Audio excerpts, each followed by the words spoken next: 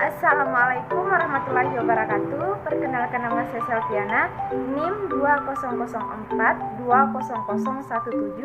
kelas PBS 3A, Program Studi Perbankan Syariah. Baiklah, di sini saya akan menjelaskan materi tentang bagi hasil atau profit sharing. Apa itu bagi hasil? Bagi hasil merupakan bentuk perjanjian kerjasama antara pemodal dan pengelola dana dengan menjalankan kegiatan usaha ekonomi, di mana di antara keduanya terikat kontrak bahwa jika dalam usaha tersebut mendapat keuntungan, maka dibagi kedua belah pihak sesuai dengan nisbah kesepakatan di awal perjanjian. Dan begitu pula, apabila mengalami kerugian, maka ditanggung bersama sesuai dengan porsi masing-masing. Pembahasan selanjutnya yaitu tentang pengertian al-musyarakah. Apa sih itu al-musyarakah? Musyarakah adalah akad kerjasama yang terjadi di antara para pemilik modal atau mitra musyarakah untuk menggabungkan modal dan melakukan usaha secara bersama dalam suatu kemitraan dengan nisbah pembagian hasil sesuai dengan kesepakatan. Sedangkan kerugian ditanggung secara proporsional sesuai dengan kontribusi. Macam-macam al-musyarakah. Yang pertama, syirka al-amla atau syirka milik. Syirka al-amla adalah suatu syirkah di mana dua orang atau lebih bersama-sama memiliki suatu barang tanpa melakukan akad syirkah. Yang kedua, syirka al-uqud. Syirka al-uqud dapat dianggap sebagai kemitraan yang sesungguhnya karena para pihak yang bersangkutan secara sukarela berkeinginan untuk membuat suatu perjanjian investasi bersama dan berbagi atas risiko. Syirka al-amla terbagi dalam dua bentuk, yaitu yang pertama syirka al-jabar. Syirka al-jabar yaitu perkumpulan dua orang atau lebih dalam pemilikan suatu benda secara paksa. Yang kedua, syirka ikhtiariyah. Syirka ikhtiariyah yaitu suatu bentuk kepemilikan bersama yang timbul karena perbuatan orang-orang yang berserikat. Sedangkan syirka al-uqud terbagi menjadi 5 jenis.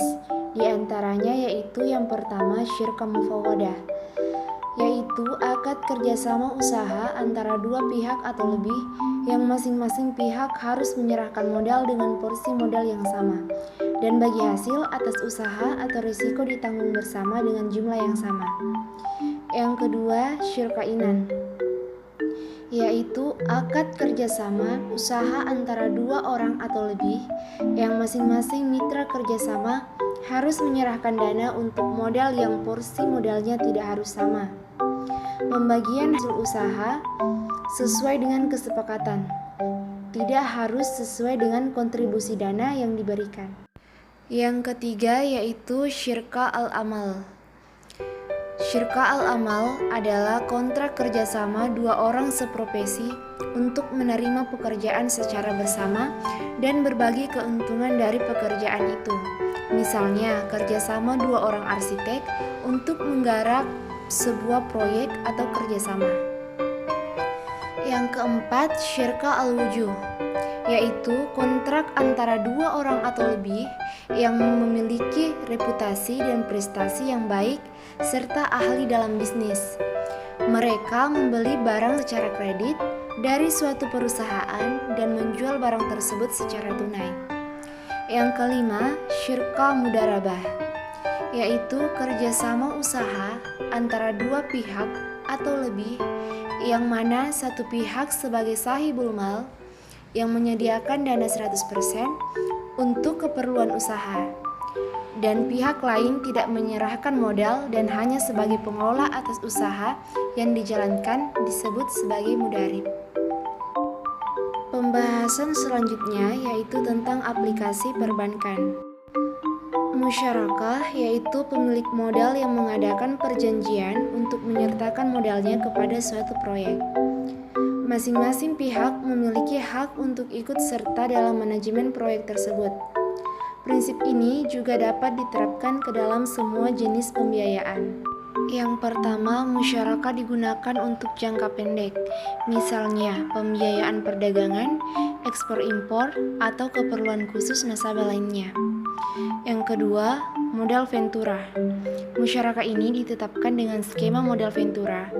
Penanaman modal dilakukan untuk jangka waktu tertentu, dan setelah itu bank melakukan divestasi atau melakukan penjualan sebagian sahamnya, baik secara singkat maupun bertahap. Yang ketiga, pembiayaan proyek. Musyarakah ini biasanya diaplikasikan untuk pembiayaan proyek, di mana nasabah dan bank sama-sama menyediakan dana untuk membiayai proyek tersebut. Setelah proyek itu selesai, nasabah mengembalikan dana tersebut bersama bagi hasil yang telah disepakati.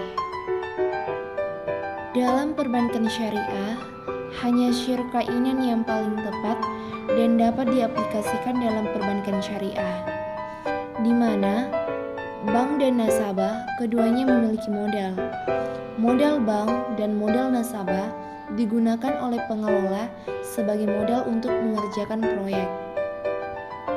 Pendapatan atau keuntungan yang diperoleh dari proyek dibagikan berdasarkan nisbah yang telah disepakati bersama. Pembahasan selanjutnya yaitu perbedaan bagi hasil dan bunga. Apa sih perbedaan antara bagi hasil dan bunga?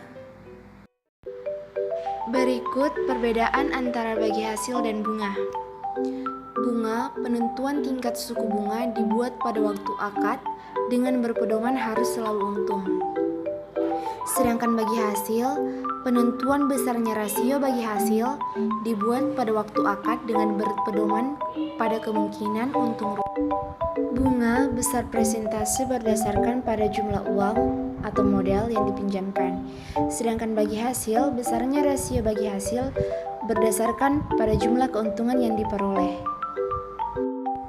Perbedaan selanjutnya yaitu bunga.